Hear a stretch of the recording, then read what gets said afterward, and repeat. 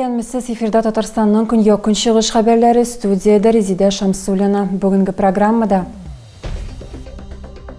шәһәрне кышка әзерлиләр. Әлмәттә һәм районда өмәләр башланды. Бер көн эчендә генә дә шәһәрдән 120 кубометр чүп чыгарылды. 94 яшьлек пенсионер елгада батып үлгән. Рус Акташы авылында өйдән чыгып югалган олы яшьтәге бер хатын-кызның гәүдәсен тапканнар. 8 яшендә сыер саварга өйрәнгән, бүген Светлана Мингалимова машина белән сыер сау буенча иң яхшы операторларның берсе.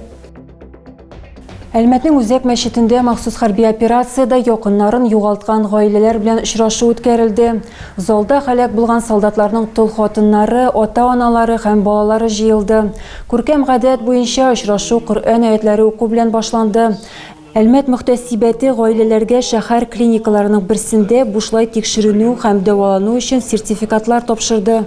Россия тикшерү комитеты башлыгы Александр Бастрыкин Әлмәт спорт комплексында баланың имгәнү факты буенча җинаять эшен тикшерүне үз контролена алды. Ведомствоның мәгълүмат үзәге хәбәр иткәнчә, Татарстан тикшерү комитеты җитәкчесе Валерий Липскийга тикшерү барышы турында хәбәр итәргә кушылган. Исегезгә төшерәбез, 2 яшьлек кызга тимер өстәл ауган. Бу хәл әти-әнисе документлар тутырган вакытта була. Спорт комплексы хезмәткәрләре беренче медицина ярдәме күрсәтәләр. Хастаханәдә баланың бармак буыны сынган дигән диагноз куялар. Әлеге факт буенча Россия Федерациясе тикшерү комитеты куркынычсызлык таләпләренә җавап бирми торган хезмәтләр күрсәтү маддәсе буенча җинаять эше кузгаткан. Шәһәрне кышка әзерлиләр. Әлмәттә һәм районда өмәләр башланды. Бер көн эчендә генә дә шәһәрдән 120 кубометр чүп чыгарылды. Оешма, предприятие һәм шәһәр администрациясе хезмәткәрләре коелган яфракларны җыйдылар, үлән чаптылар һәм агачларны кистеләр.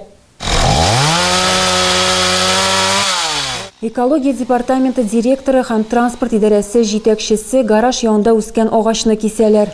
Шәһәр өмәсендә башкарма комитет хезмәткәрләре Клара Цеткин урамыннан Чехов урамына кадәр бер кемгә дә беркетелмәгән ишек аллары территорияларын җыештыралар. На этой территории заброшено, здесь обращение жителей приходит. Халыктан бу ташландык территориядә өрәңгеләр үсеп беткән һәм кичке вакытта йөрергә куркыныч дигән мөрәҗәгатьләр килә. Бу урын ачылсын һәм куркынычсыз булсын өчен агачларны кисәргә булдык. Өмә бөтен шәһәр буйлап уза. Саулык паркы территориясендә мәдәният хезмәткәрләре тәртип урнаштыра. Здесь у нас и молодежь. Шундый намуссыз кешеләр бар, әйтик, халык үз чүпләрен инешкә ташлый, кызганычка каршы табигать зыян күрә. Монда безнең яшьләр дә, мәдәният хезмәткәрләре дә, спорт хезмәткәрләре дә. Без барыбыз да халыкны табигатькә карата игътибарлы булырга өндибез. Өмәдә 6 үз бушаткыч, 2 төягеч һәм 130 кеше эшләде. Бер көндә шәһәрнең 5 участогы, шулай ук мәктәп һәм авыл җирлекләре территориялары җыештырылды. Шәһәр предприятиеләре ведомство буйсынуындагы территорияларда хезмәт куйган. Барлыгы 120 кубометр чүп чыгарганнар. 8 яшендә сыер саварга өйрәнгән, бүген ул Токарликов исемендәге сөт фермасында машина белән сыер сау буенча иң яхшы операторларның берсе. Светлана Мингалимова сыер савучыларның ничек эшләвен күрсәтте. Аппараты после каждой дойки моются вот так?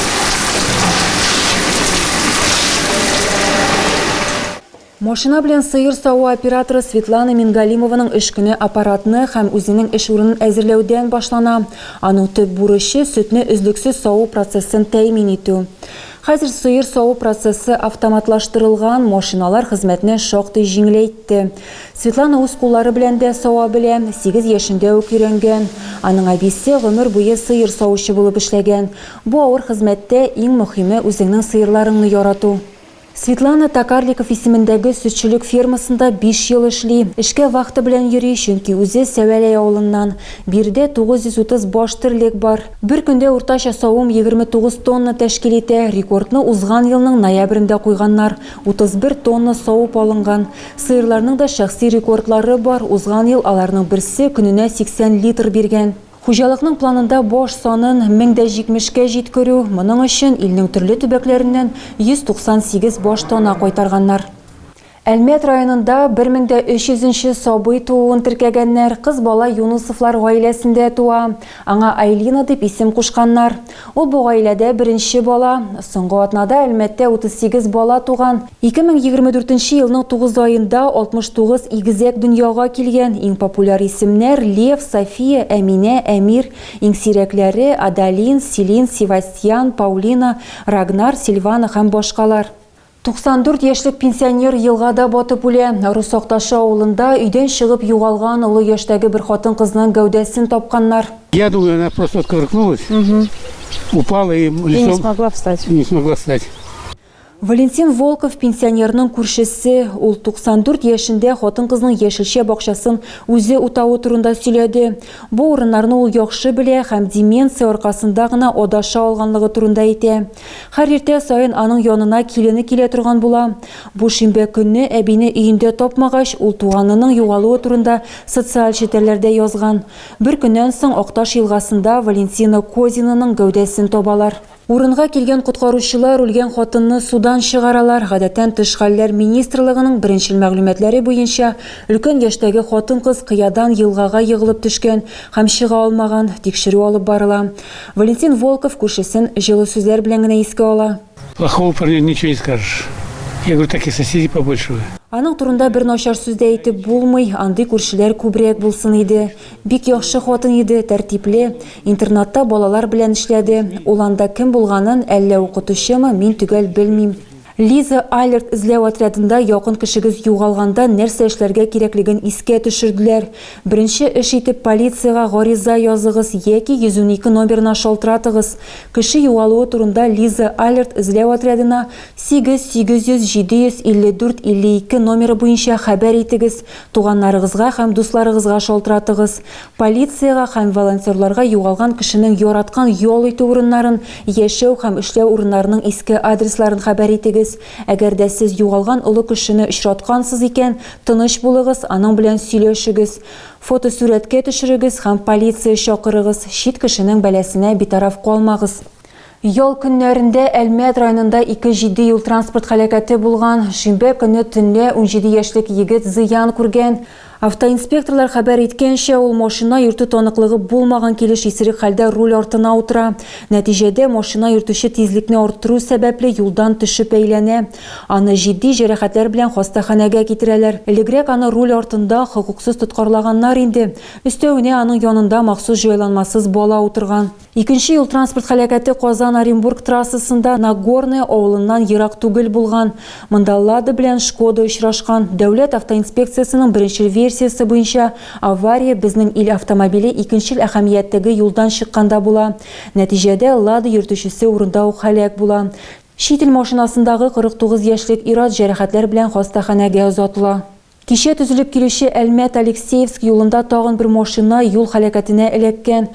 Шаһитлар уртаклашкан фотосурәттә 14 маркалы автомобильнең капоты нык зыян күргән.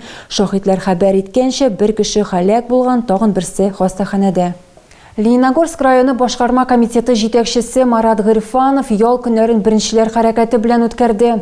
Алар бергә беренчеләр аллеясында агачлар утырттылар, аларны алга таба да карап торачаклар. Бу чарада ике Әлмәтле беренчеләр советының төбәк рәисе вазифасына кандидатлар Лика Молдованова һәм Тимур Турсунов та катнашты. Марат Гырифанов Әлмәт башкарма комитетында 17 ел эшләгән. Башта төзелеш һәм элемтә бүлеге начальник урынбасары була, аннары бу бүлекне җитәкли. 2012 елда ул Әлмәт районы башкарма комитеты җитәкчесе итеп билгеләнде. Тагы да күбрәк яңалыклар һәм тапшырулар белән безнең сайтта таныша аласыз. Без социаль челтәрләрдә дә бар, хәбәрләр юллагыз. Бүгенгә менә шулар. Мин сезнең белән сау булашам. Исән-имин булыгыз.